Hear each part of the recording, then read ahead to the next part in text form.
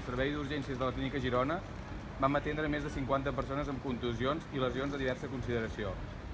Persones ferides per la brutal actuació dels cossos i forces de seguretat estatal durant la jornada del referèndum de l'1 d'octubre. Cops de porra, puntades de peu i cops de puny contra gent pacífica, de totes les edats que volia només votar. Aquell 1 d'octubre del 2017 van votar més de 2 milions de catalans.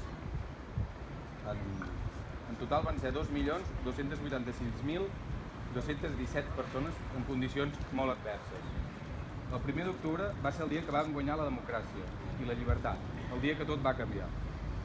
Després del 1 d'octubre, la repressió de l'estat espanyol va continuar amb l'aplicació injustificable del 155 i l'obertura d'una causa absolutament injusta que afecta més d'1 miler de persones i molt especialment els presos polítics i exiliats.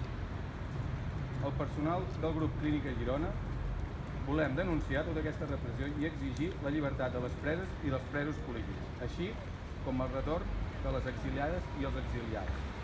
Us volem a casa i us volem lliures.